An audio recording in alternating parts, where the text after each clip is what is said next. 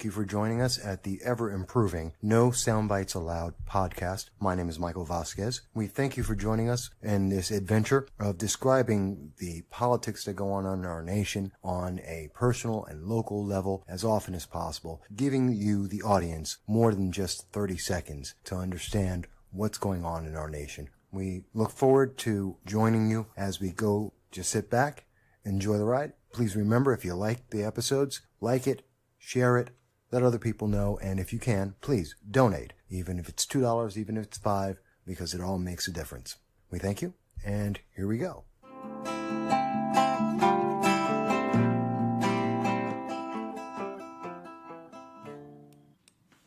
Hello, everybody, and I hope everyone is well. Please do let me know if you can hear me. It's always interesting that when we start off, Facebook sometimes plays games with the feed. Maybe not so much now. I hope once we get past, since we are past the election, Facebook may calm down a little bit. But they are known to have problems with conservative commentary. So we'll see how that works out. But I am happy to be here with everyone. I thank you all, each and every one of you who come in, no matter at what point, to listen in, to be involved in this podcast, because you guys make it all worthwhile, and I thank you for that. You are the reason why I do this every week.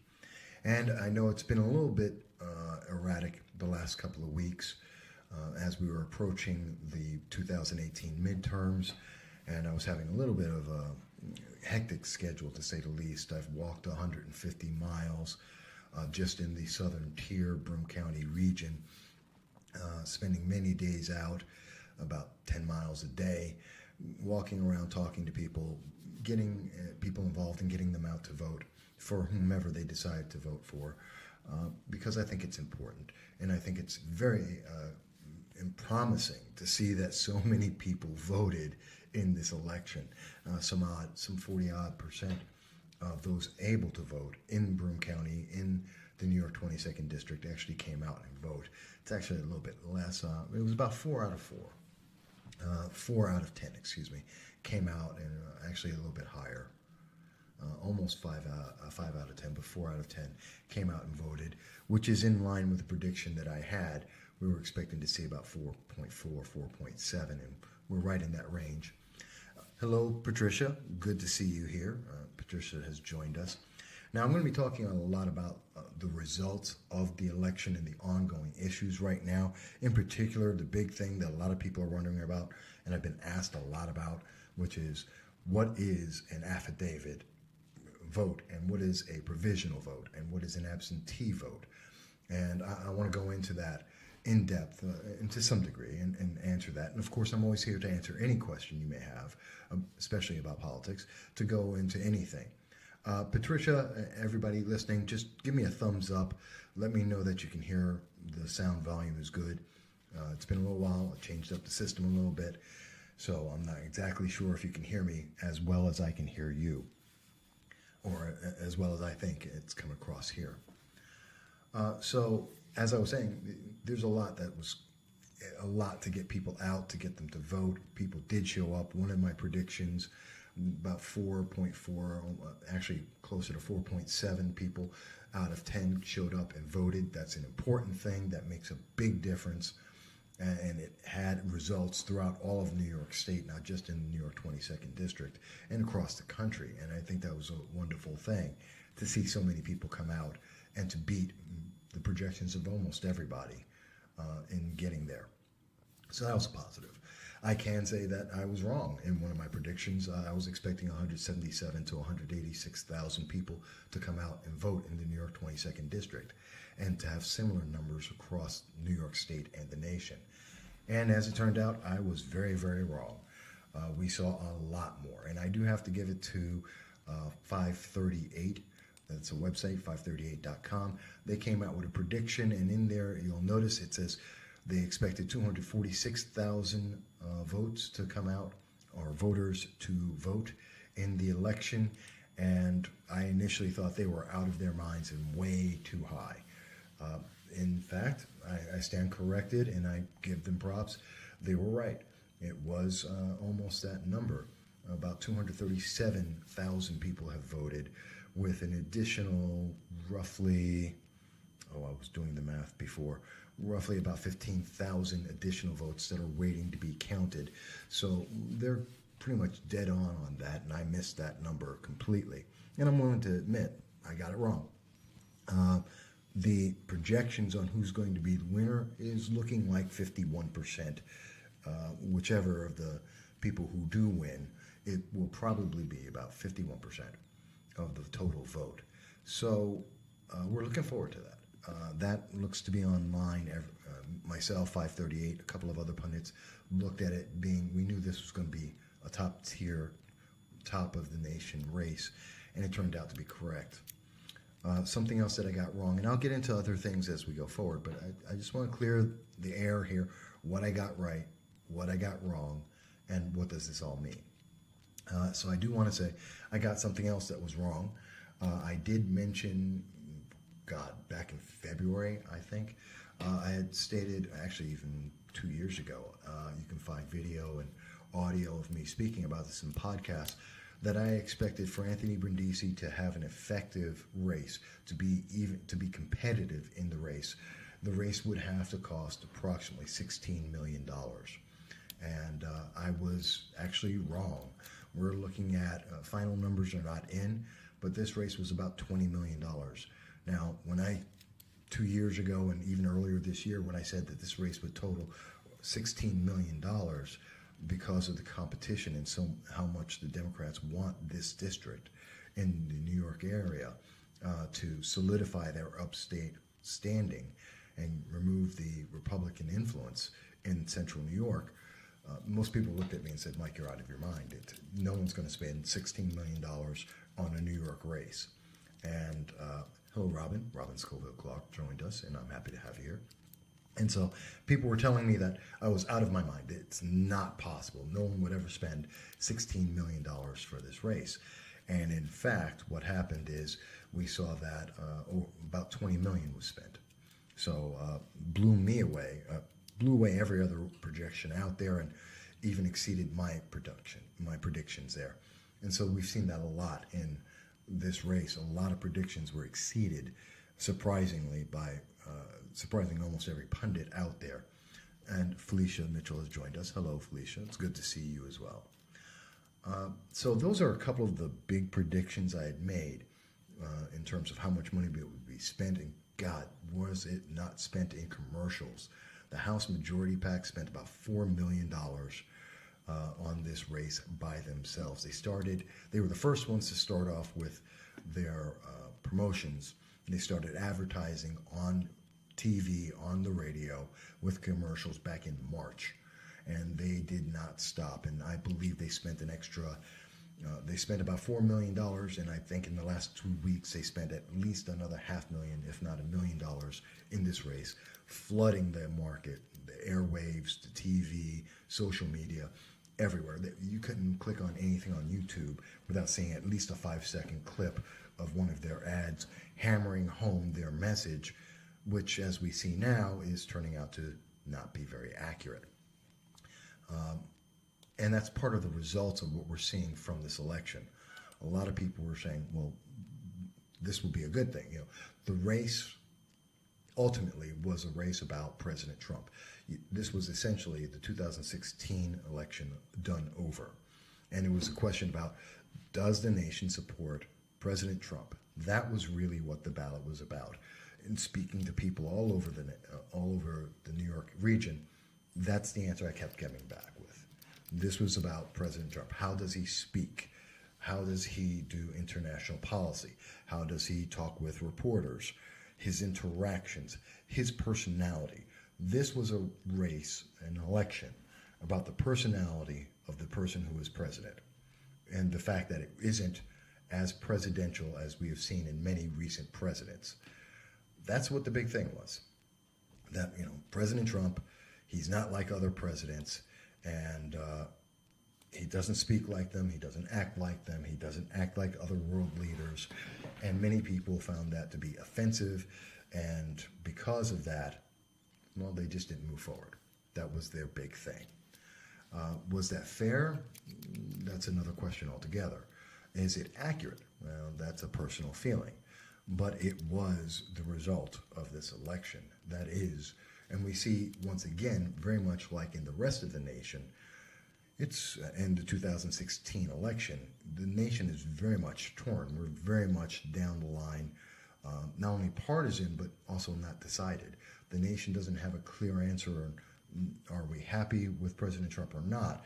Many people are very excited about the economic data, which continues to come out, and gangbusters growth, new jobs, unemployment being low. Everyone is very, very pleased. I mean, when the stock market goes up, that's not just rich people getting rich. That's people's retirement money.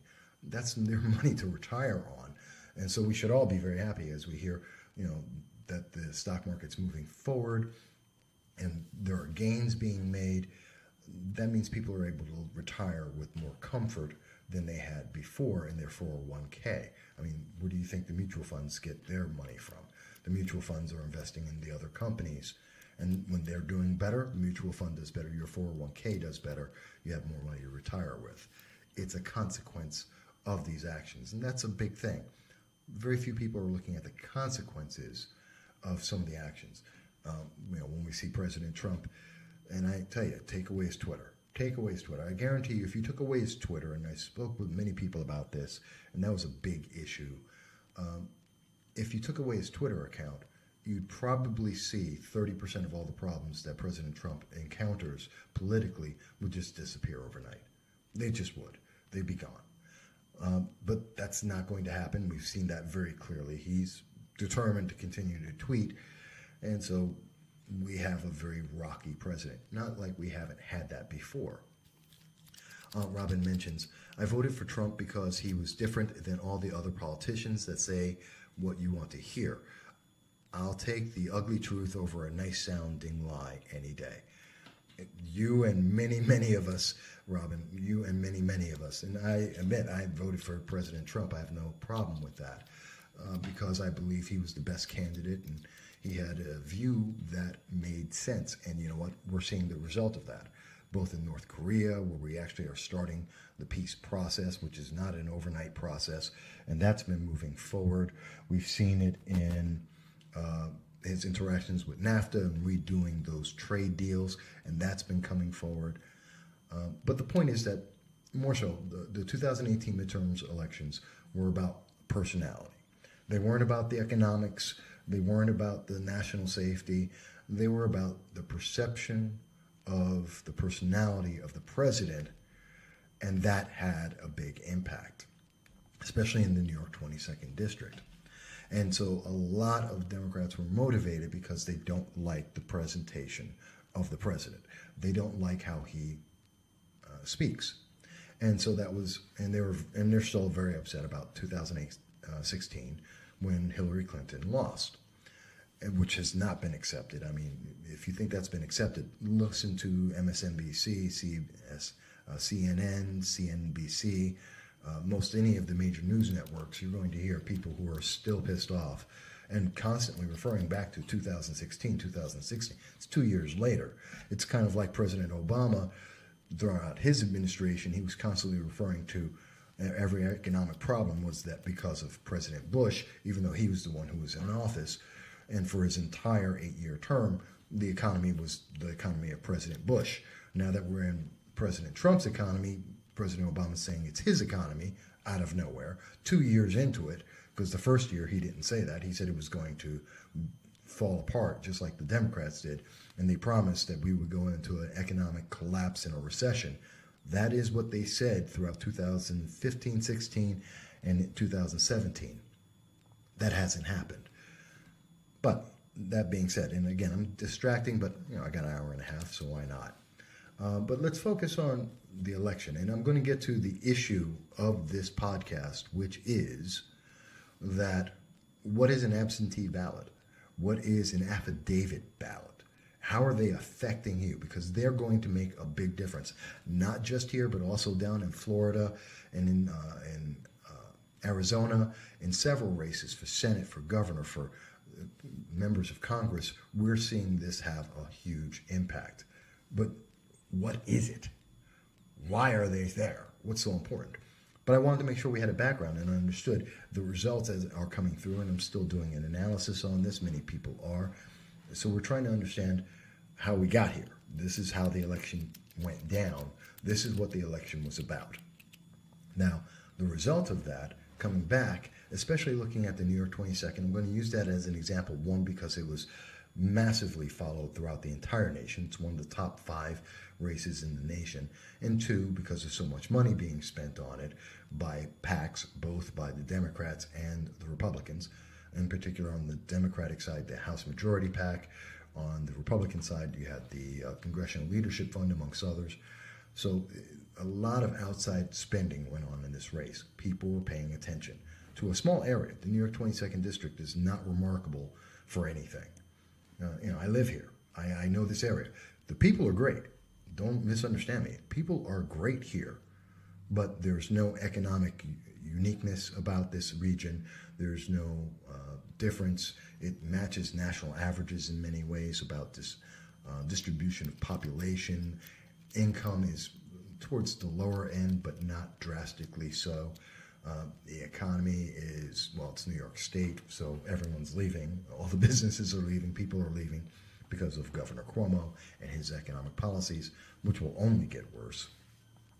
But so there's nothing remarkable here. We've got no businesses, no government institutions. It's surprising that so much money is being spent here. So much attention has been put onto this location in these races. And so it stands out, and that's why I'm using it as an example. Now, some 237, as I mentioned, 237,000 votes have been made. The difference between the Republican incumbent Claudia Tenney and the Democratic challenger Anthony Brindisi is roughly 1,200, almost 1,300 votes, okay, which is razor thin. We're talking about fewer votes. The number of blank votes in this election, the unofficial number is 3,318, which is roughly about, and I worked it out, 1.4% of the total vote. Guess what? There were more people who voted blank than is the difference between the two candidates right now. More people voted blank than there is a difference between the two sides. So I have to wonder what this is going to turn out to be. This is a nail biter, and therefore they are counting, and they will recount every single one of the votes. And I know there are problems that exist that are going to come up. One of them in Broome County, one of the districts in Broome County reported late because of problems with the election machines, which we have seen down in South Carolina. We've seen, it's nothing like what we saw down in Florida, where days later, 2, 3, 4 days on, keep going, where we're finding thousands and tens of thousands of votes are appearing out of nowhere that no other district has ever had happen. It just doesn't, suddenly there's 100,000 votes that came out of nowhere that someone just happened to find, which is scary and terrifying. And if that's not voter fraud, I don't know what is. 3 days after an election, you find 15,000 votes. I'm sorry, there's a problem there. Whether they're for one party or the other, it doesn't matter. You found 15,000 votes magically after the fact, 3 days later. What, no one was looking for them? Are you kidding me? What is this? But be that as it may. So in New York, we had, I believe it was the town of Barker, had a problem with its electronic machines. So there were some votes that were delayed there, worth about 1,500 votes or so. So that brought it down. So there is in question right now somewhere around 15,000 votes. And this is going to make the difference. 5.3% of them, 5% of the total votes out there at this moment are absentee votes. Another 1% are what's called affidavit votes. And these are going to make the difference. These are going to be the votes that actually decide who is in office, who's going to represent us. Whether it's going to be Mr. Brindisi, who would join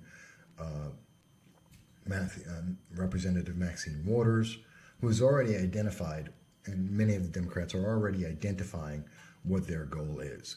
They're looking to get tax returns from President Trump, how that affects the economy, how that affects the national security, how that does anything for the nation besides prepare for a 2020 election. I have no idea, because who cares? It's his tax returns from the 80s, the 90s. It doesn't really matter. He's president right now. How is that going to affect his negotiations with Russia, Canada, China, anywhere? It doesn't.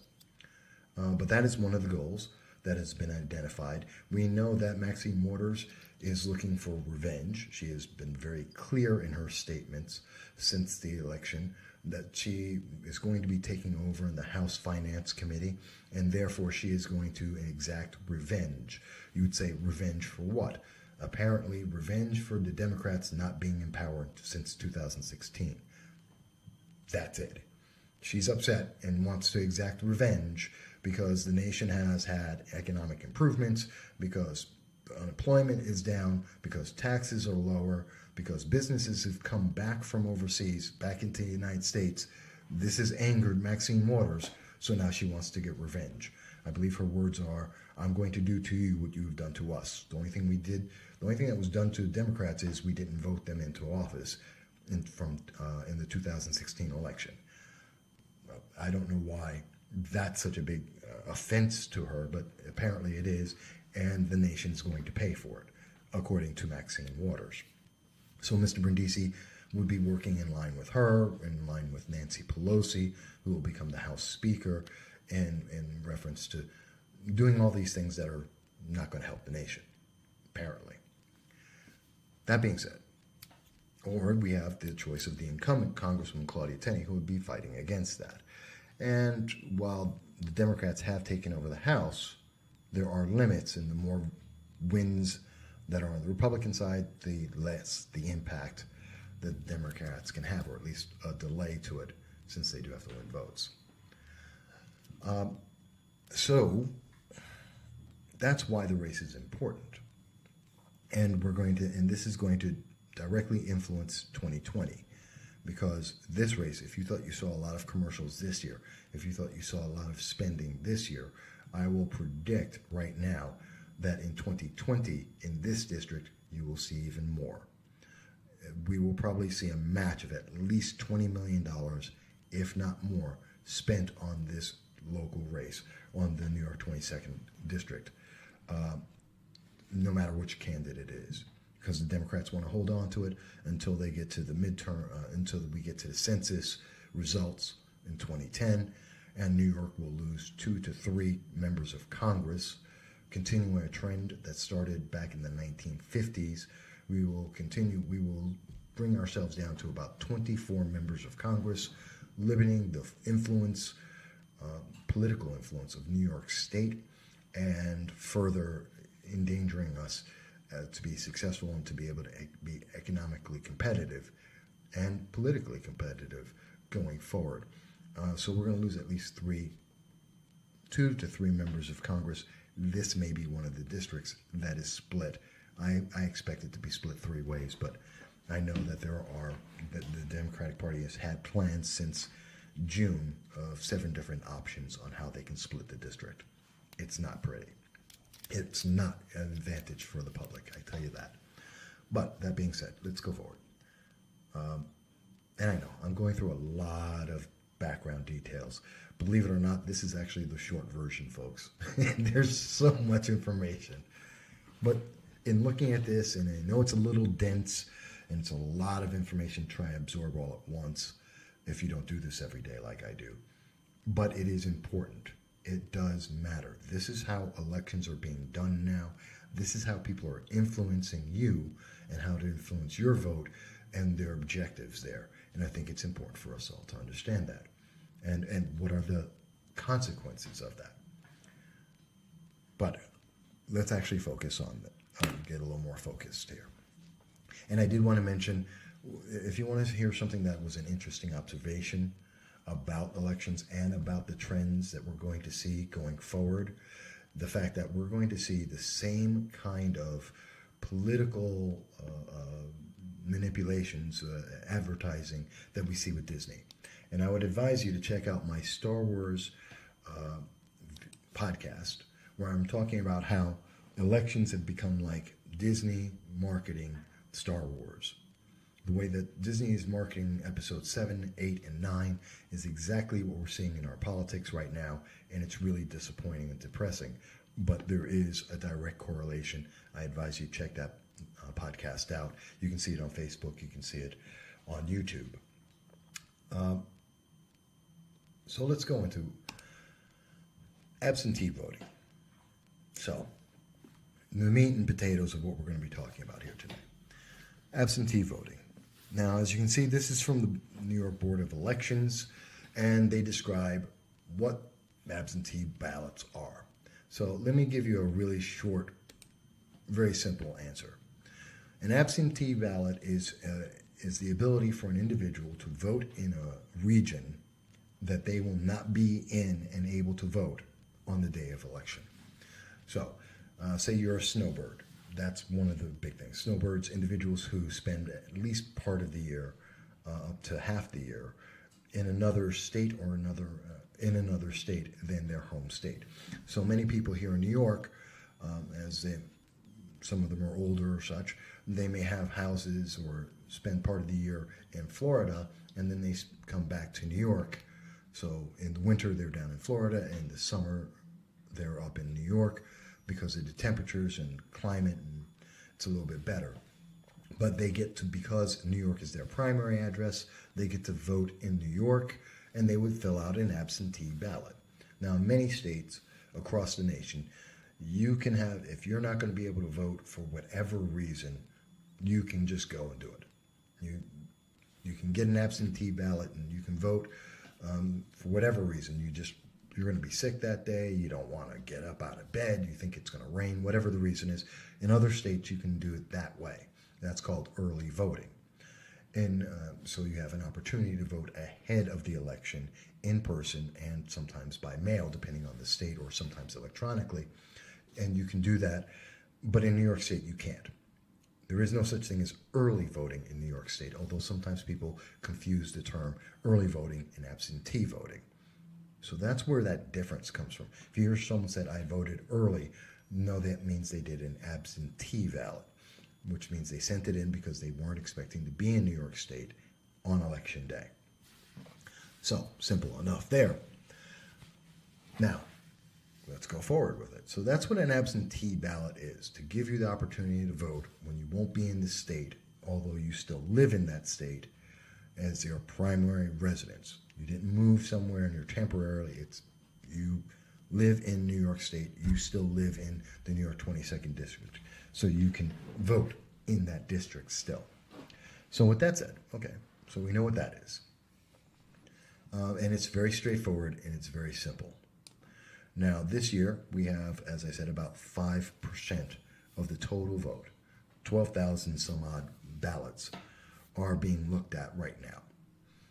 Many of these people are also in the military. If you are serving overseas or you're serving in the military, so you may be in a base in, I don't know, Wisconsin, or you could be in North Korea, or you could be in Japan, or some base somewhere where you will not be in New York, you will not be able to vote in your home district, then you can do an absentee with the military as well. So I should include that. The military does it as well. So there's over 12,000 now. In the southern tier region, Broome County, Tioga, southern tier of New York, about 1 in 4 people are former military. So there is a large number of people who are former military or current military in the region, and that's why you see such a high volume of absentee ballots, and we would expect most of those are going to be from people who are either snowbirds or from the military. That's primarily the two groups that do absentee ballots on a regular basis. We know, now that we know what they are, what we know about the trend of those ballots is they tend to trend, and it's somewhere between 60 to 70% of the time, absentee ballots vote Republican. Because the people who tend to do the absentee ballots tend to have Republican traits or conservative traits. being in the military is a Republican and conservative trait. You don't see a lot of Antifa people trying to join the military, which would be a joke and funny, and no, not going to happen. They're anarchists. They're not going to join the United States military. You're not going to see people, the Democratic Socialists like Alexandria Ocasio-Cortez. You're not going to see them join the military. So you're going to see most of the people, so that military component of those absentee ballots are almost always going to be, or are going to be far more likely to be, Republican and conservative leaning. Many of the snowbirds, to be able to have two homes, to be able to travel between those two locations, many people are former business owners or retirees. Many of them tend to be more Republican, as the saying goes. When you're young, if you have a heart, you're a Democrat. If you're older and you have a brain, you're a conservative. So you tend to see that trend. And that's the saying because, well, it tends to happen. And that's why you see a lot of the snowbirds tend to be, more often than not, a conservative. So about 60-70% of those ballots are going to wind up voting conservative or Republican. That doesn't mean that they are Republican or conservative. Right now, it's been out there somewhere around, and there's a couple of great articles on this, by the way. You can see, Oswego has a good article about it from the Oswego County News, and also, what? I have it twice? Shouldn't. Okay, typo. And there's another article that came from the Cortland County News. Cortland County News also had a great article, which I thought I had set up for everybody, and I apologize, error on my part. But two very good articles that go into some of the breakdown of the numbers, who's in each of the regions, in each of the counties, how many votes are absentee, how many votes are affidavits, where we're waiting for numbers to come in, and how they tend to vote. So I invite you to look up those two articles. But we know that right now about 48% of the 12,000 absentee ballots are from Republicans. 39% are from Democrats, and 13% are identified as independent or have no party affiliation. Given those numbers, we would tend to see that somewhere around 52% of all the votes that will be coming in on this ballot are going to be for Republicans, are going to lean Republican. And if that is correct, then you're looking at Claudia Tanney keeping the seat for the New York 22nd District for Republicans and winning the race, probably somewhere around 52%. But that isn't necessarily correct.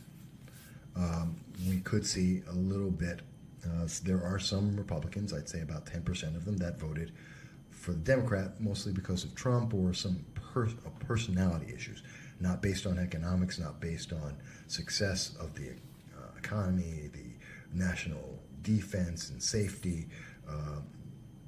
They're just voting based on personalities. And that 10% may not be there. So you could see actually about 51%, which would fall in line with my initial expectation. But it would still be very close. So that's what I expect to see there. So I think I answered, and if anyone's still paying attention, because I know it's really dry information. I know it is. And I jumped around a little bit.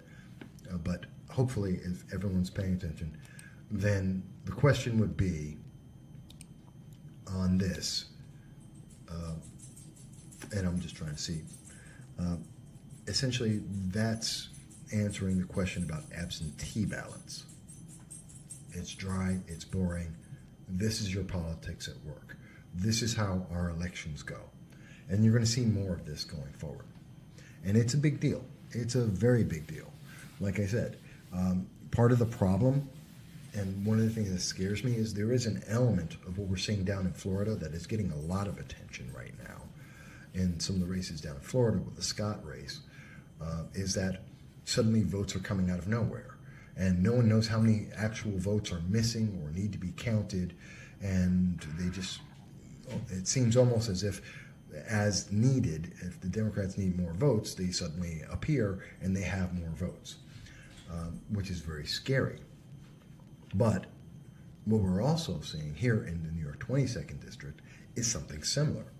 Because in Oneida County, there is an unknown number of absentee ballots. We know that there are roughly 4,000, plus minus 4,000 ballots that are floating around out there somewhere. But Oneida County has not confirmed exactly how many ballots it has, and if it has gotten all of the absentees in out of what was expected. So that's a big question that's floating around out there. We don't know. So they could theoretically on Monday pop in and say, hey, we found over the weekend, we just happened to find all these ballots that now have to be counted. And in the vote difference was less than 1,000 votes. And Oneida itself, it's something that can absolutely turn around this race. It's something that could absolutely make a difference. I mean, the two biggest regions where there were votes were in Oneida County and in Broome County. And they also happen to have the highest number of absentees. And we have absolutely no idea how many of the ballots are going to be for the the provisional ballots or the affidavits, which I'm going to get into in a second. So this is scary stuff because we have no idea what's going to happen with that. And these numbers could just appear. And it really, really angers me that we're having ballots that no one expected, no one can account for, that no one has a number on, that just appear suddenly days after the fact. That's a problem, with no legitimate reason on why. We just lost a bunch of ballots. And hey, we found a bunch of ballots. You can't tell me that that doesn't imply voter fraud. It absolutely does. Absolutely tells you that there's voter fraud out there. So that's yet another problem. But that leaves us with 2,488 votes. And these votes are the ones that really annoy me. They're the ones that make me very angry. They're the ones that, God help us, could be the difference in this election. And those are the affidavit votes. I've been mentioning it a bunch. And there's just no way to make this all sexy and fun and exciting. It's just not a fun, exciting subject. But it is an important one, folks. So what's an affidavit ballot? I mean, that's a really good question to start off with. What is it? It's not like an absentee vote, which we understand very clearly. Well, back in 2002, actually 2001, there was an effort to try and increase the number of people who would be able to vote and make it easier for people to vote on election day, to try and bring up the number of votes on the election. And that's where HR, House Resolution 3295, Help America Vote Act of 2002 came about. Now, you're going to say to me, well, Mike, how difficult was it to vote? It was exactly the same as it is now. You show up, say who you are, show your ID, and you're able to vote. That is where they ask you for that.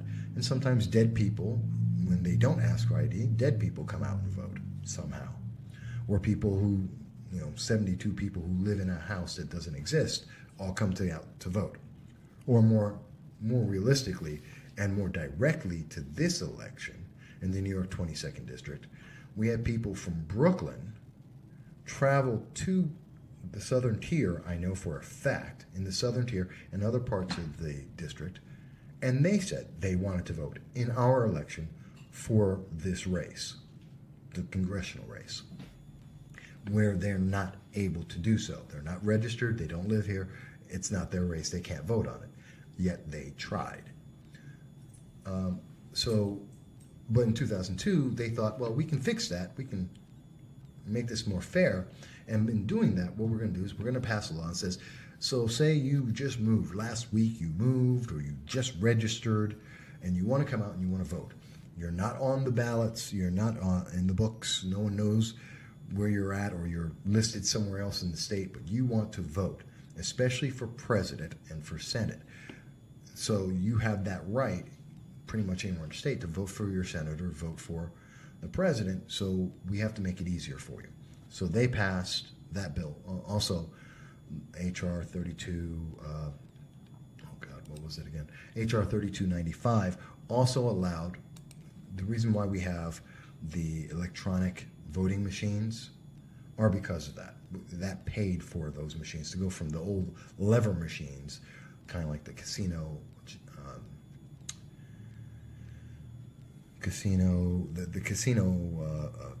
slot machines. So instead of the casino slot machine levers that we had in the past, which most people are too young to remember, but I remember, we then went to electronic because of that bill.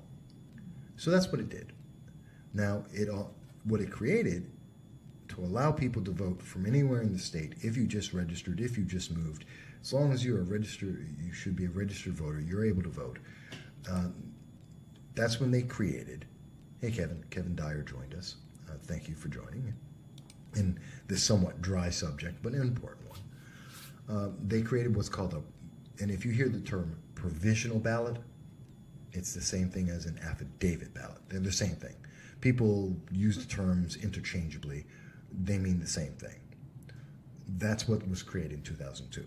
The ability to go pretty much anywhere in the state and vote. Although you're supposed to only vote for president and senator in some other district. So you're working, you have to go for your job and go to the other end of the state. You can still vote, but you don't get to vote on, say, the Board of Elections, the Education Board. You don't get to vote for the Board of Education. You don't get to vote for the mayor of that city. You don't get to do the local races. You get to do senator and above. That's not how the votes are working, but that's what it's supposed to be. And New York State implemented that along with some of the changes to take care of the hurricane recently and adjust for that. So that's what an affidavit is supposed to be.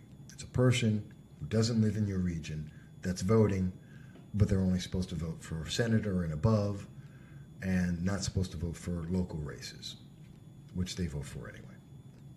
Who are these people? Almost entirely, they are students. These are college students who are voting. So, and we see this a lot, especially in this race. We saw a huge number of people in Broome County and Oneida, in many of the regions, a huge number of people. Even in Cortland, it was large. In Oswego, it was a large number. It was actually almost, it was a huge number. Almost 10% of the vote are people who were students, college students. So this college student is from Plattsburgh, New York, and they're going to SUNY Binghamton, or SUNY Broome, for that matter. And they're going to vote. And since they're not registered in Broome County, or in Oneida County, or in Shenango County, they want to be involved. They want to have their vote. They would go down, and I witnessed this, and I've spoken to many of the poll watchers.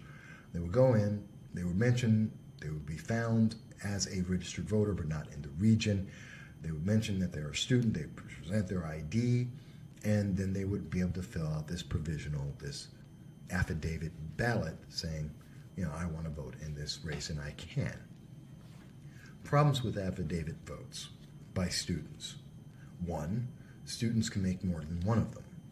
And I know for a fact that there have been votes that have been already counted and already found where someone duplicated their vote. So you had a person who voted twice because they go to one location and then maybe they go to another location and they'll vote by affidavit in both locations. If no one actually counts, both those votes would count because no one would notice them, but now they're coming up. Or they may try to vote in their home region, say in New York City, and then they would try and vote in Broome County, as an example, which I know people did try to do. They came from Brooklyn to Binghamton to be able to vote. In the Binghamton race for the New York 22nd District, I know of several cases where this happened. And I've been identified and I've been told about them. I've witnessed a lot of things. So there you go. So that's scary. You have students who don't really know what's going on going and voting. And well, actually, Kevin Dyer is mentioned. Kevin Dyer said there were a bunch of students voting at his polling place. And he goes on to say college kids that didn't even know how to cast a vote. The volunteers they're showing them how to fill out sample ballots and such. Yes, they were. Yes, they were. And you're right. I saw it at my polling location. In fact, I know in my polling location, some 25% of all the votes that were taken were from students who were from Binghamton University who had never voted before, had no idea how to vote, didn't know how to fill out the ballot, and were voting on local issues that they didn't know anything about. All they knew is they're Socialist Democrats, and they wanted to vote Socialist Democrat. That's it. That's what they got in their social media. That's what they got in their memes. That's what they're being told that they're supposed to do, and that's what they did. Didn't know the issues, didn't know the candidates, just voted down the line Democrat because that's what they thought.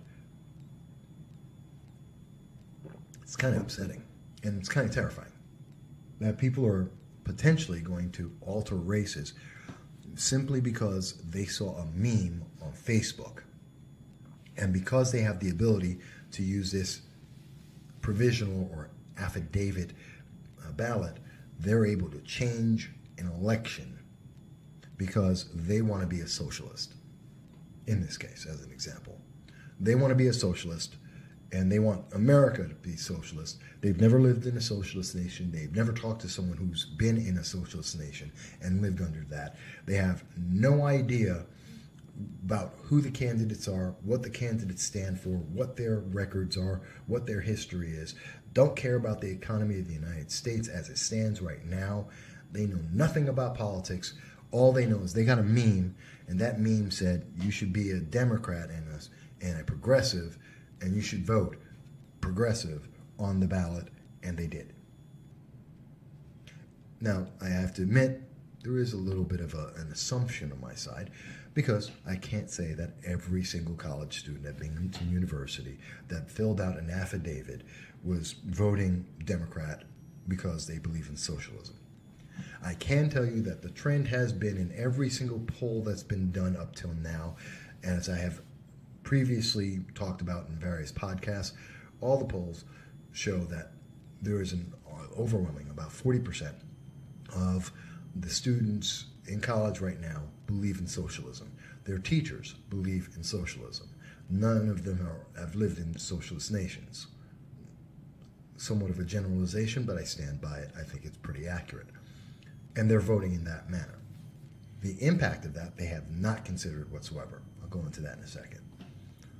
But they're the ones who are changing the votes. And when it comes down to it, in races like this one, you get to see how big of an impact in them. And it's other races where this has been, except the difference in the number of votes was large enough that no one decided to count or to look at this or to investigate it. But I guarantee you, this is happening across our nation, where we are seeing individuals who have no idea about any of the local politics or any of the politicians are coming out and voting, sometimes voting twice, sometimes traveling throughout the state to vote on issues affecting thousands of lives that they know nothing about. That is what a provisional or affidavit ballot is. It is the ability to influence people's lives without having any idea whatsoever. Now, I do want to, Jennifer Lynn has joined us, and she has a couple of things. I'm glad people are listening in and finding this interesting. I know it's a little dry subject, and it's kind of hard, but it's definitely important because it is our politics. But Jennifer Lynn says, if they were progressive, they would have voted for Howie Hawkins. Actually, I disagree with you there, Jennifer. Howie Hawkins is a communist. Not the same thing. And I know that Howie Hawkins is a communist because I spoke with him. I do have an interview. It's up on YouTube where I did an interview with one other member of the press, and I was able to ask him several questions, including, does he believe in socialism? And his answer was, no, he believes in communism. Howie Hawkins is a communist, which is further out into the woods than what our colleges are teaching students to be. They're more going for that intermediate step, which is socialism. And so they wouldn't look for Howie Hawkins. In addition, Howie Hawkins, who is a candidate on the New York Green Party, which is basically a communist and eco-fanatical group, in my opinion, they only had a ballot on governor. So even if they wanted to vote completely communist, the only choice they have to do so was on that one line for governor, and then the rest of the race, which they're not really supposed to be voting on, would still be on the Democratic line because there is no other option. But that's where slight difference, and I'm glad you brought that up. I'm really glad you brought that up because a lot of people would say that and say, well, there's that other wing. Well, really there wasn't. In the congressional race and for the local races and judge races, there wasn't that choice. You didn't have that option. So they had to vote on the Democratic line if they wanted to believe in socialism or progressivism. Jennifer goes on to say, they voted blue over hatred of Trump. They don't care if it destroys New York. And Jennifer, I agree with you wholeheartedly. You are 110% right about that. And I did start off talking about that this the entire election wasn't about what's going to be the politics of the nation. It was about whether people like President Trump or not, which really has nothing to do with it, whether you like him or not. I don't think that President Obama was an evil man. I didn't like his politics at all, and I didn't vote for him, and I would never vote for him because I can't stand his politics, but I don't think he is inherently a bad person, and I think he had a nice presidential stature about him. About average as presidents go. But I wouldn't vote for him because of that. I wouldn't vote for him because of the color of his skin either, which a lot of people voted on the basis of skin's color. Because racism is like this huge thing these days. And if you aren't paying attention to the way that you're supposed to vote based on race, well then, you're just an evil person. You should have heard things people were saying about me on Facebook just the day before the election. And most of it, almost all coming from Citizen Action and the very far left. The Citizen Action, Black Lives Matters, Antifa, or parts of Broome County, and a couple of their candidates. Hi, Bobby, I'm talking to you. I won't mention your last name because I don't plan to embarrass you, but yeah, Bobby, I'm talking about you. You're a straight up racist. That being said, it's kind of scary. Jennifer also commented, they're the same thing to me, far left, big daddy, huge government, which controls everything. Essentially, yes, they are. Except with the communist viewpoint, it takes all of that and puts it on adrenaline. It just makes it that much worse. And it would take a whole episode on its own to give you the differences between socialism as it exists and how it's usually implemented and how it goes into that. It's actually based on the Communist Manifesto and the ideology of communism. Socialism is the first step of communism. You can't have communism without having socialism. Socialism is meant to be that stopgap until the entire world is socialist, and then you would get communism at that point. Somehow, you would go from an authoritarian, iron glove government, and once the world is under this iron glove of socialism, then somehow it's supposed to turn to peace and doves and unicorns, and everyone will be fantastic and life will be great because all the people with this huge authoritative power will give it up so the world can be communist. That's the nutshell of it. And that is, I believe, one of the most illogical and least representative of human nature thoughts in politics. It just doesn't make any sense. It doesn't have any credence or credibility in reality, in my opinion. But that's the difference between them. And Jennifer, more importantly, the difference in voting on the ballot is that you only have the Green Party option for that communist vote. There is no Communist Party of New York that you could vote on. So you're kind of stuck with the one race, one or two races that they would have, because I believe they went for comptroller as well, which lost miserably. They always do. But you have that one, maybe sometimes two choices on that party line, and then because there just aren't enough of them and no one votes for them, and they never get more than 1.5% of the vote. But that gives you that one choice, and so therefore the next closest thing is the Democratic Party, which is becoming, thanks to people like Alexandria Ocasio-Cortez and Senator Bernie Sanders and Tom Perez, the chairman of the Democratic National Committee, they're moving the entire party to the socialism. They're all becoming Democratic Socialists, taking the entire party with them, whether you want to or not. This is not the Democrats of 40 years ago. This is not the Democrats of 20 years ago. This is socialism, out and outright. And this is communism, outright, in a way that we've never seen before in the nation. And it's just very subtle and very well marketed, but that's what it is. Now, Jennifer goes on to mention one of our new Democrat state senators, John Liu, has ties to the Communist Party of China. I don't know enough about him and his race to comment on that. I wouldn't be surprised. Again, it boggles my mind that Alexandria Ocasio-Cortez won her race in the New York 14th district overwhelmingly by about 75%, and the woman has no idea about anything. She's about as politically adept as a wet noodle. Okay, and I'm not saying that because I don't like the person. I don't know her. I don't know anything about her personally. I could care less about her personally because I have no reason to. And I'm not wishing her ill. I'm not doing that. But if I have to assess her political acumen, I would get about the same kind of acumen, political knowledge from my puppy, Khan, as I get from Alexandria Ocasio-Cortez. She has absolutely no idea what she's talking about. She has absolutely no idea how government works. She has no idea how economics works. She has no idea about the real world. She somehow was elected as a member of Congress, probably because she was on YouTube constantly, embarrassingly, but she got elected.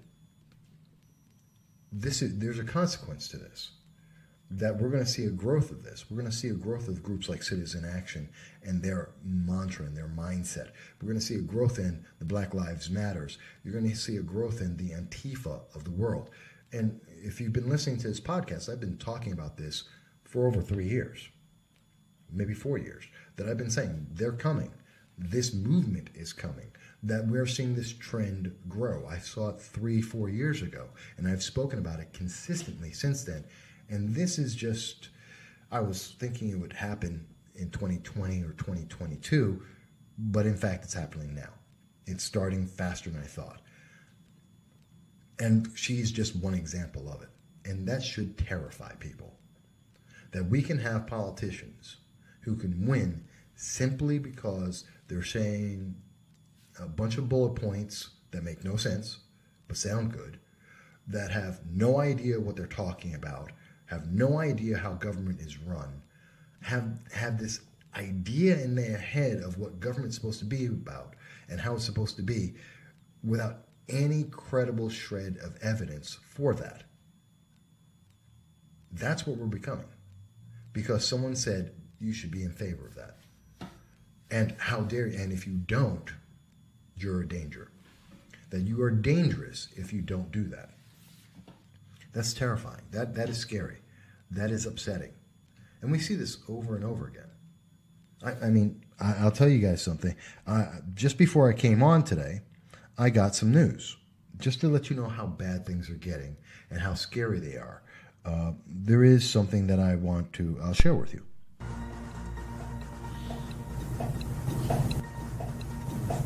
Newsflash. Newsflash.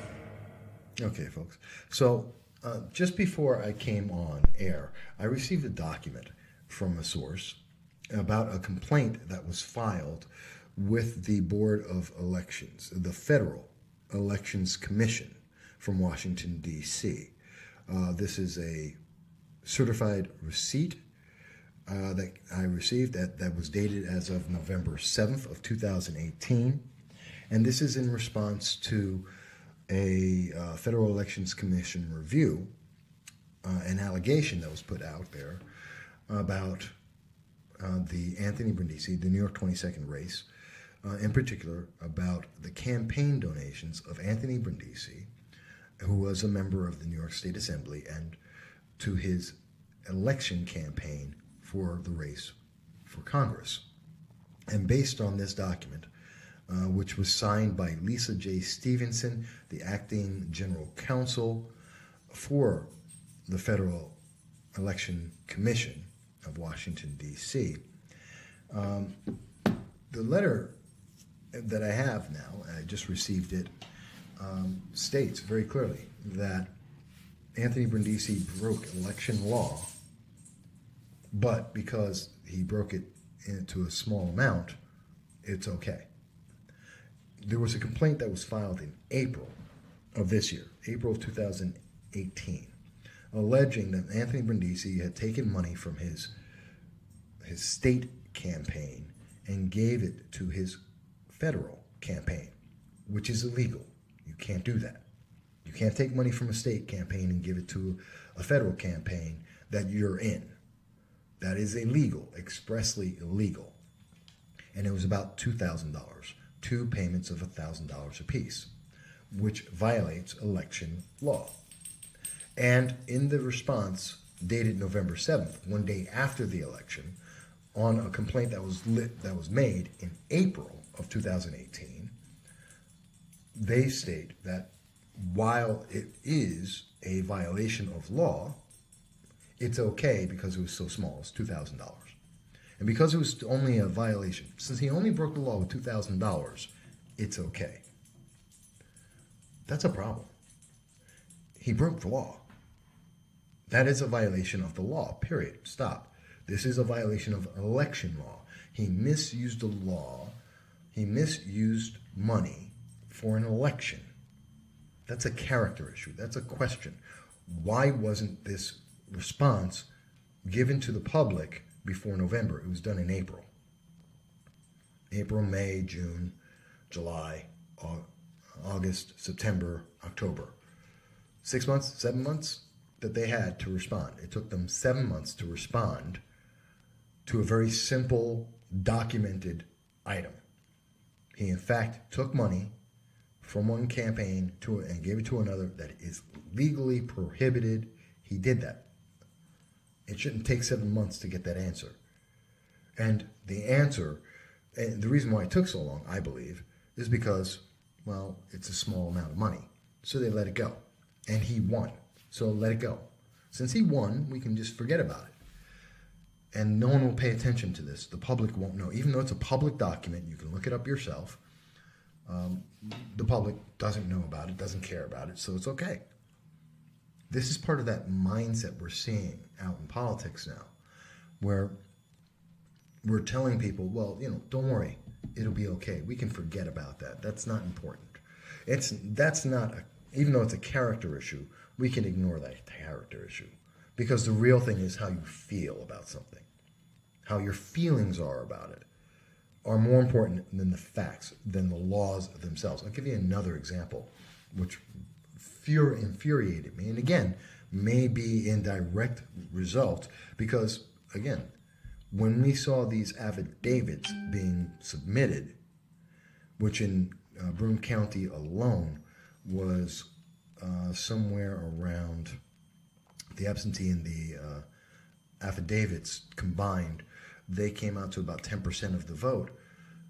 What you're seeing there they voted on other races, like the City Council, Binghamton City Council 2nd District race for a city council member.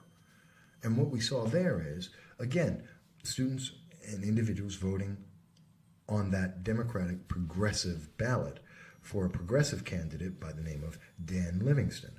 And Mr. Livingston, the thing that really is important, and I did not see enough, I didn't see this barely anywhere. I reported on it, but I didn't see it in the major news media other than one comment once 3 months ago, was the fact that Mr. Livingston admitted to breaking the law. Now, I had people come back and say, oh my God, Mike, he didn't get arrested. Well, I'm talking about in November of 2017, he admitted to Spectrum News that he broke election law on purpose to manipulate voters.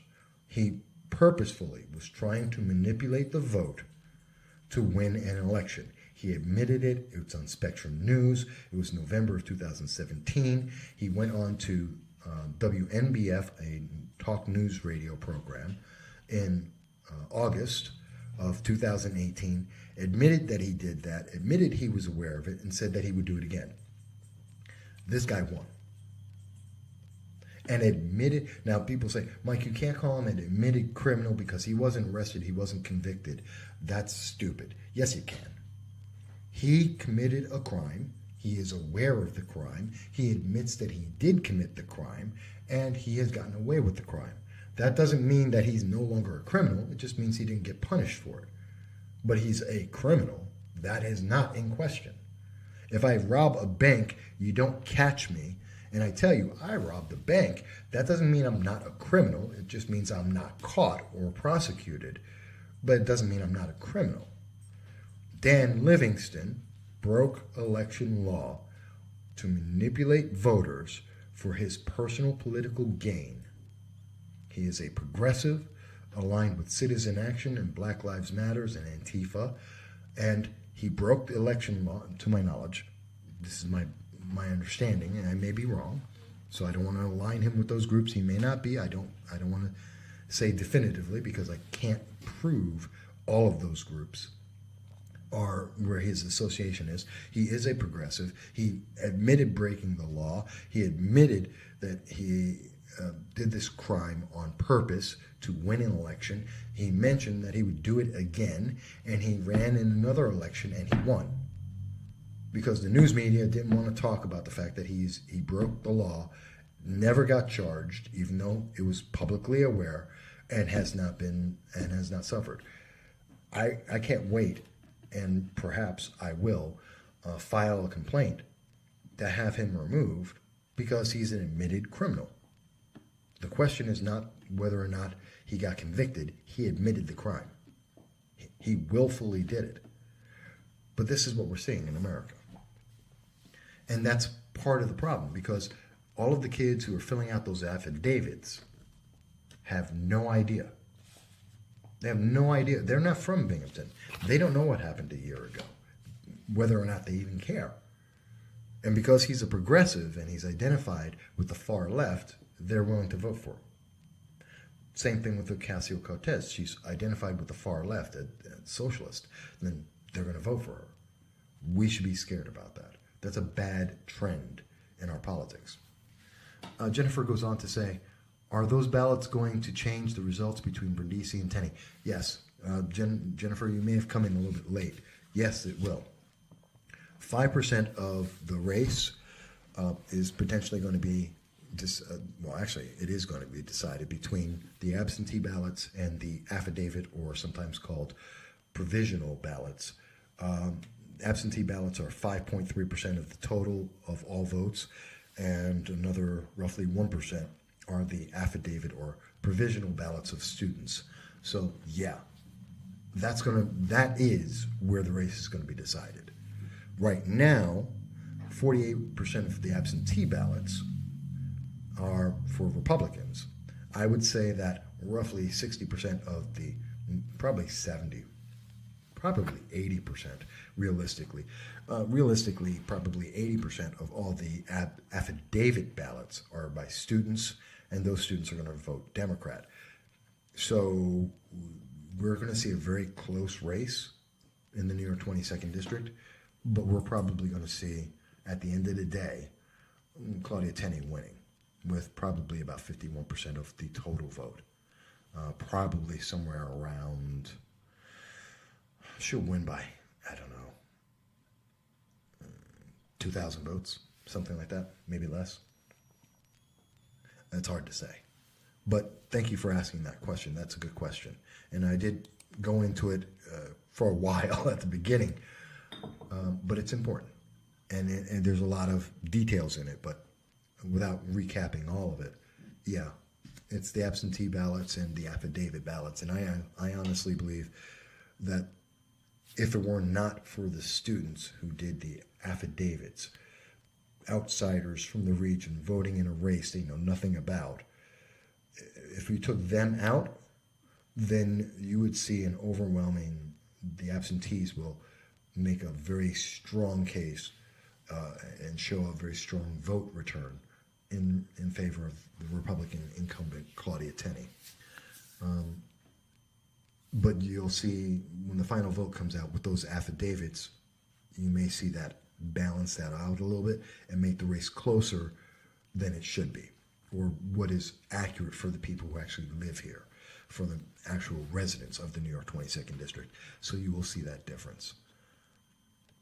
Jennifer Lynn mentions Brindisi is scary. He supports the use of eminent domain for that Utica hospital, stealing land from 40 private business owners and giving it to the hospital corporation. Yeah. Yes, he does support the use of eminent domain. And it's not just 40 private businesses. You're leaving out, I believe there's another 30 private family homes and at least one nonprofit that I'm aware of that are all being kicked out for his hospital. It's WRVO, and I've spoken about this many times over the last several months, and you can look back at any of the podcasts or some of the articles I've written about it. You'll see WRVO has a wonderful article which they got a copy of Anthony Brindisi's email where he states he's going to punish the public for asking questions, and he promises, and he created a group, an organization to silence the public from asking questions because he wants the hospital to go through. So yeah, he's willing to use eminent domain. He is willing to use state funding for projects for his constituents. He's willing to use intimidation to get what he wants, apparently, based on documentation that's out there that I've spoken about for several months. Yeah, he's scary in that way. And I've known, and just full disclosure, I've mentioned it many times, but I've known and spoken with Anthony for 5 years. I've known and spoken with Claudia Tenney for 5 years. They're people I personally know. So I'm not just speaking about it from a political commentary viewpoint, but also from my personal opinion combined. So I usually separate the two, but I'm very aware of both of them, and I've spoken with them several times over the years and during this race, so I did want to disclose that. But I agree with you, and I think there's a lot that people should know there. Just like I think there's a lot people should know about Alexandria Ocasio-Cortez. You know, the fact that she has no idea about economics. Why in the world do we want someone like that in a wet noodle? Why would we have that in Congress? Because she's a Democratic Socialist? That's not a reason. Because she's a person of color? That's a horrible reason. Because she's a woman? A horrible reason. Not because it's bad to be a person of color or bad to be a woman. That's not a problem. If that's the only thing that you can say that's positive about this individual, then that's a problem. You are effectively a racist or a sexist if that is the only thing you can point to and say, this is why I'm going to vote for this person. Then we have a problem in our nation. And we have a problem in our nation. She won. Many people voting for her. It's not because she's got a good economic plan. It's miserable. She doesn't even know how to describe it. She doesn't even know what it is. Her own economic plans, she has no idea what they are. She can't describe them. She can't tell you how they work. Take Medicare for All as a great example. She was asked, she wants to get the entire nation, she wants to get rid of Medicare. So does Anthony Brindisi. He admitted that July 20th in Binghamton University. He lied to the public in the Spectrum News debate. But that being said, so we see the Democrats, they're pushing for Medicare for All, being led by Bernie Sanders and Alexandria Ocasio-Cortez as their national spokespeople. Fantastic. They're going out and they're saying, we got to get this program. We're going to get rid of Medicare. We're going to get rid of private health care. We're going to get rid of corporate health care. No one's going to have any health care program except for Medicare for everyone. Everyone gets the same plan across the entire nation. Everyone gets the same coverage. Everyone gets treated exactly the same, theoretically, if you can get coverage, if you can get seen by a doctor. Okay, and in that, because everyone in the nation is instantly covered, including illegal aliens, everyone is covered, everyone pays for it, and it will cost $32 trillion, with a T, trillion. It will literally double and possibly triple the taxes for every man, woman, child, and business in the United States. And which is insane and unaffordable. And she was asked, how are we going to pay for this? Her answer is, we just pay for it. How do you pay for things that you save money on? What?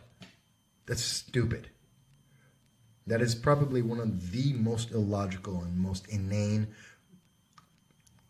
discussions of politics and economics that I've ever heard.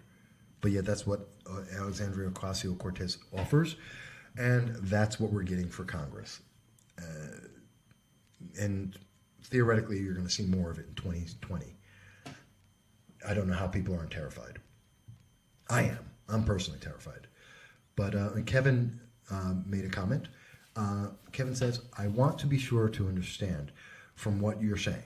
This issue with the provisional ballots is being brought to light, and it may result in the election result, as it stands, to be a Claudia win. No, Kevin, that's not what I want. I want to be very clear about that. So, there are absentee ballots, there are provisional ballots. Absentees being military and people who live in snowbirds. And the affidavits are almost all overwhelmingly students. The students tend to vote Democrat, far left, socialist. Absentees tend to vote more Republican. There are 12,000 absentee votes. There are roughly 2,500 student votes, or the affidavit or provisional votes. Assuming that all the affidavit student votes stand, which they won't, many will get thrown out, but assuming that all of them stayed, the margin, and assuming that the absentees, which generally go 60-70% conservative or Republican, if those trends are correct, then we would see Claudia Tenney win and have a wider margin of win in the election if we did not have those provisional ballots. Her margin of win would be wider if the provisionals did not exist. But in including them, it will make the race look closer. The problem is those provisional ballots are people who have no idea about the local politics, as has been my experience. And therefore, it's going to make the race look closer than it otherwise would. I hope that makes it more clear. I'm sorry if I wasn't being clear about that. Kevin went on to say, also, I understand this is, as you say, somewhat of a dry topic. Yes, it is. It's a very dry topic. I'm trying to make it as interesting as I can and try and throw out things, but it's a tough one.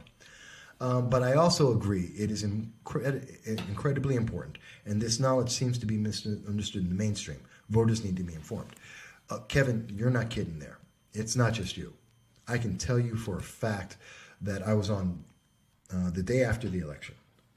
I was on WUTQ, and I was on for, I don't know, 20 minutes or so. You can listen to WTQ. They had myself and Professor Luke Perry, a local regional professor who deals with politics at SUNY Utica. And we were both talking about this subject. And we were trying to explain, and it's talk radio, so there's a very limited amount of time. You can't go into detail as I have. You can't cite sources as I have in this opportunity. But what we did is we tried to explain the impact, both what are affidavit and absentee ballots, especially the affidavit ballots, which many people were very confused. And this is the first year where we've seen so many of them.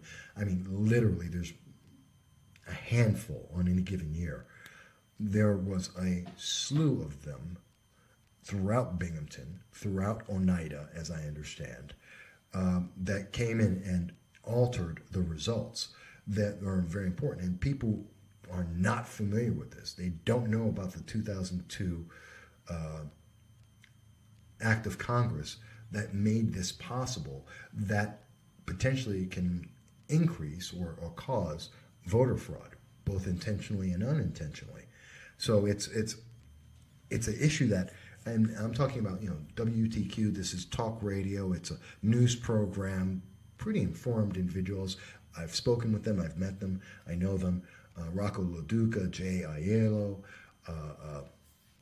Mark Walfer, who's an attorney, Rocco Loduca, he is a former reporter for the Observer Dispatch. Jay has been involved in radio and politics for many, many years. These are not dumb people. They had no idea. They had virtually no idea about this subject. I know that if I'm talking to people in the industry, in news media, who deal with politics on a regular basis, Professor Luke Perry had almost no idea about absentees. I know more about it than he does, only because of my interaction. He's more of a professor and an academic.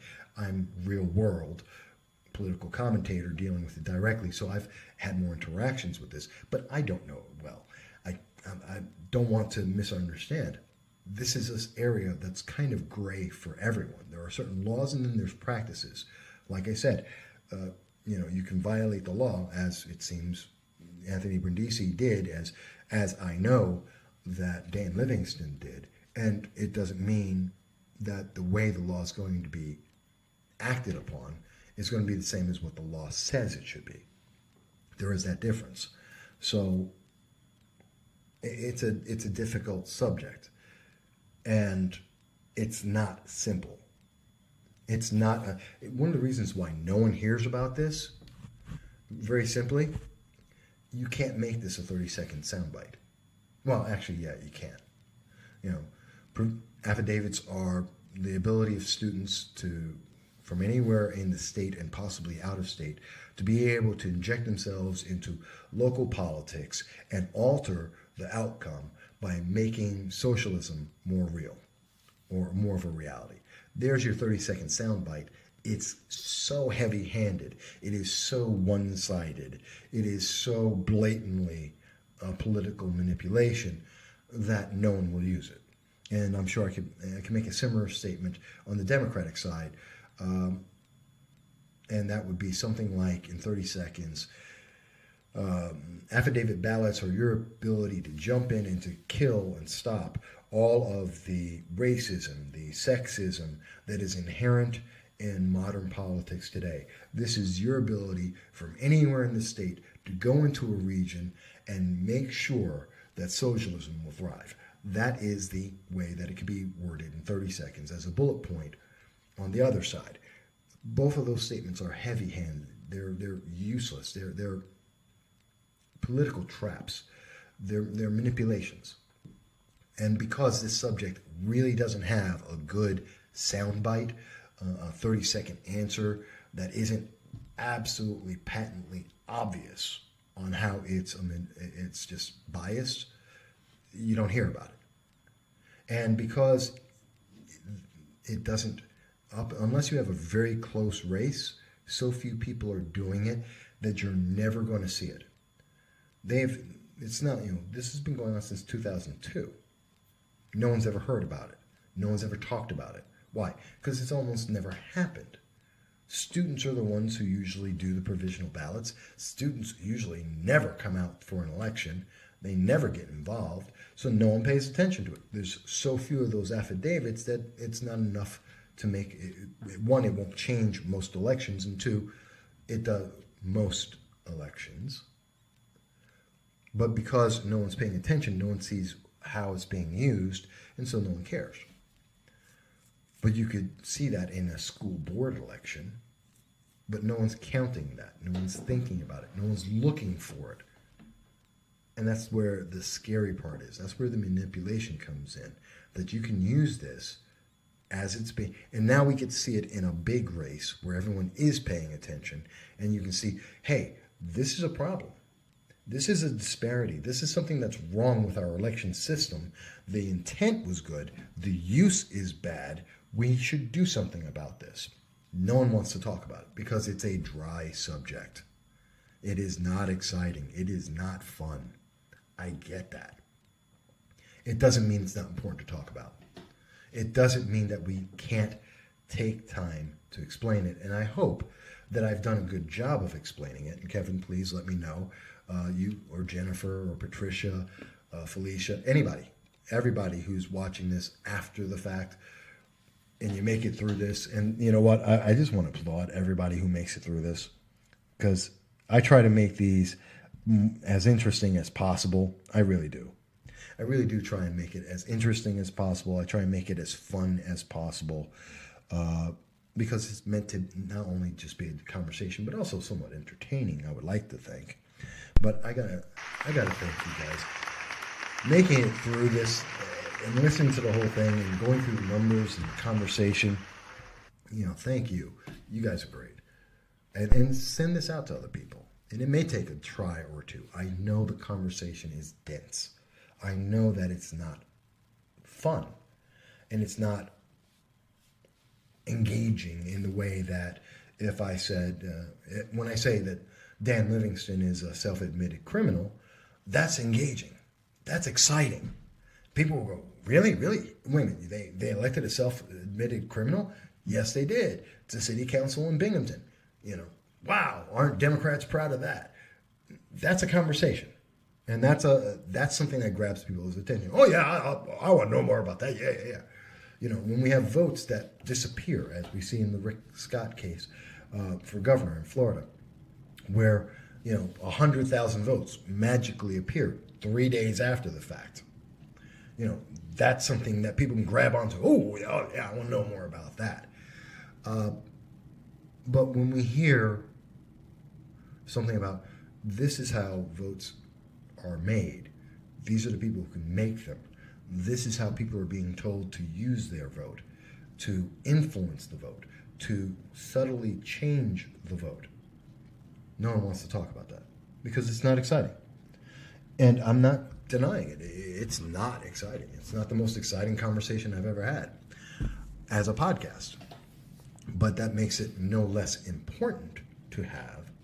So I thank you for appreciating that and for noticing that and for being here with me as we go through this. Because it's tough. It's a tough one. But I hope that the information is important and useful for people. To get a better understanding, especially as we're going to see next week.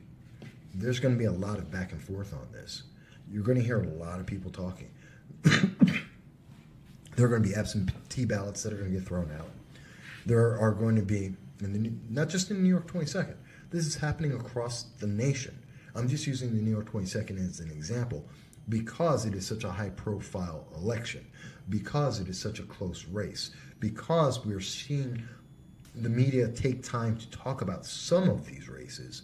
They should be talking about more of them, and they should be talking about this one as a prime example, but it's dry. So they don't want to.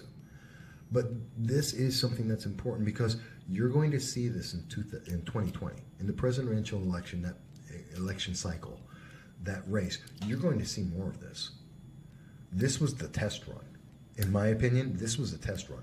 This is proof of concept that they can get students out and to use provisional ballots to affect the outcome of local races without raising as much attention as it should, and to be able to manipulate the outcomes. I think that's what we're going to see. And they're probably going to get away with it because nobody wants to talk about it. Because it's boring.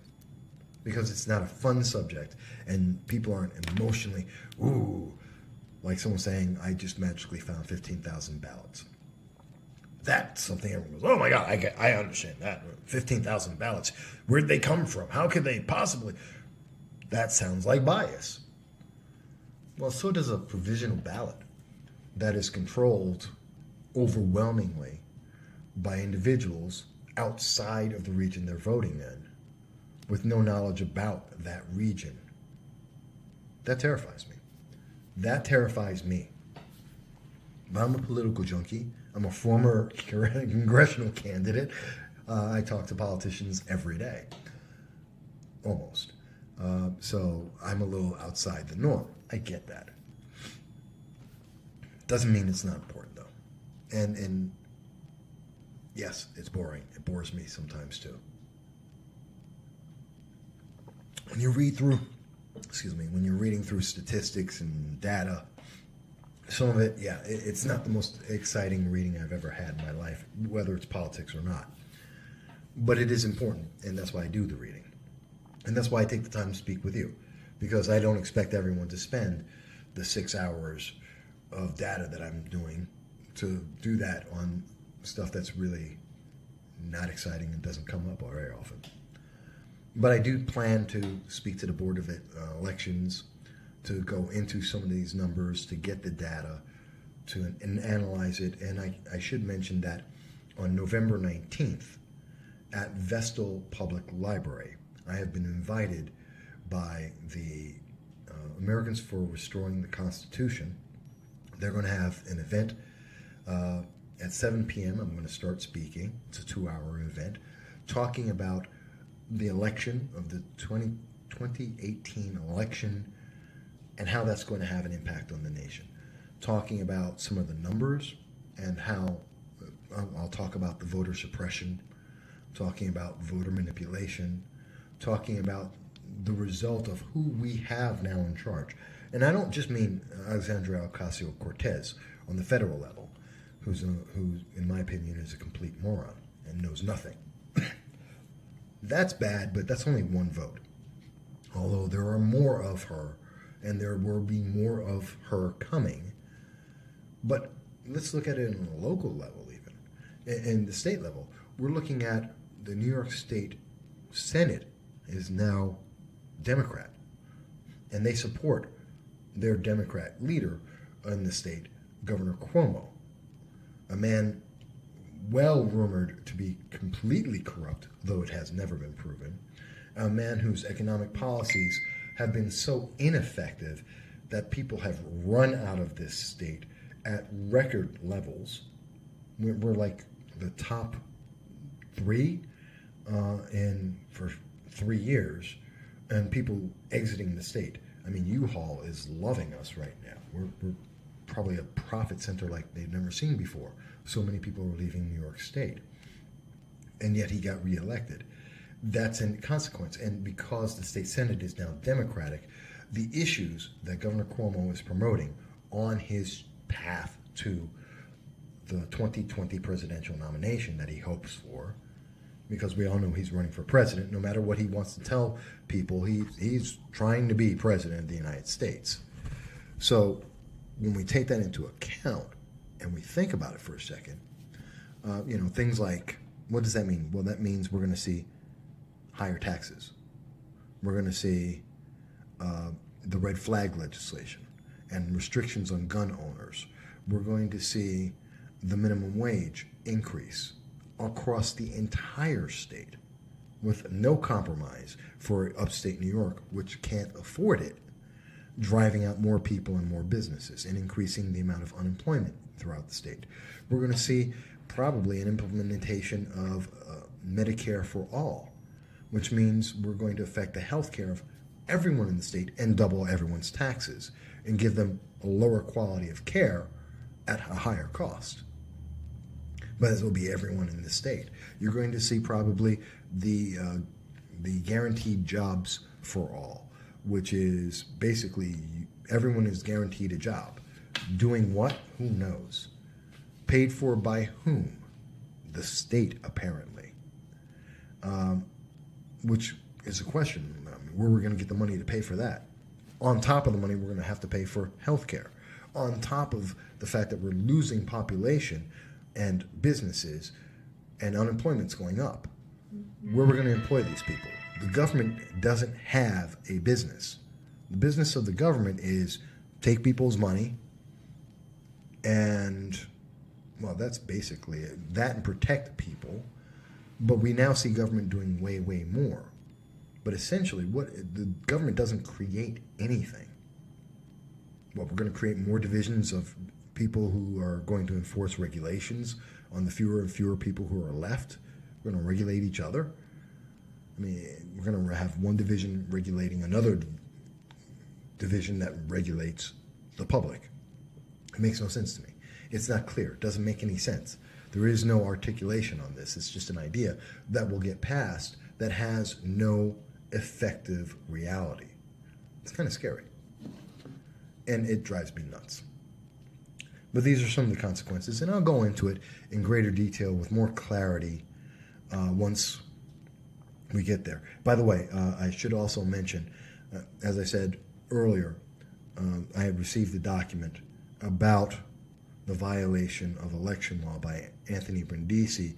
The document, which I didn't have a chance to upload and make available to the public, it was submitted by Mr. Heath Phillips in April, and the response, as I said, was on November 7th from the Federal Election Commission, and it's signed by Lisa J. Stevenson, the Acting General Counsel, and by Jeff S. Jordan, Assistant General Counsel.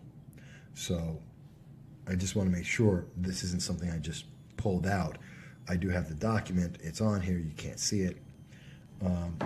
But that's where I got that information from, because I know there's some DC supporter out there who's going to see this and go, you just made that up. No, I didn't. It's out there. And you can look it up.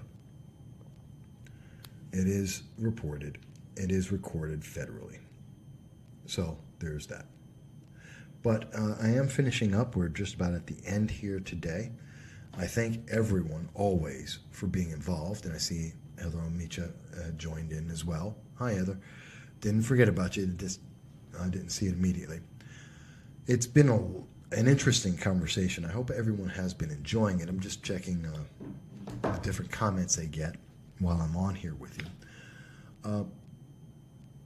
But I want to see how this is interesting to me. It's important to me. I think it's important to all of us. Over the next week, we're going to see a lot more information about it. Hopefully now people will have a better understanding of what is an absentee vote, what is an affidavit vote, who are making them, what do they tend to do, and will those results be what we see when the final count is done. A final count, by the way, and I just want to throw this in. It scares me that up until about a day ago, the absentee ballots and the affidavit ballots were just sitting on a couple of desks in different parts of the county. Anyone had access to them at any given moment and could throw out any number of them. It scares me because they only got locked up just about 2 days ago because of a federal court order. But they had to make the court order because they were just laying around. That's scary. That's scary, folks. And I get that from some of my sources that were aware of this happening in a couple of different counties. But that's, scary news. There's a lot going on in our elections that people don't pay attention to that are really important. But hopefully people will be able to pay attention to it now and understand it better and be able to, as you read and hear stories and news stories come out, you'll be able to have a better understanding of it. And maybe we can move forward that way. But with that said, I want to thank everyone for being here today. You guys make it all worthwhile. I thank each and every one of you every time. You guys are great. I hope to see you all in Vestal, New York, where we'll be at the Vestal Public Library starting at 7 p.m. with the Americans for the Restoration of the Constitution. I'll be speaking, the featured speaker. I look forward to talking to everyone there. And until then, I want everyone to be safe.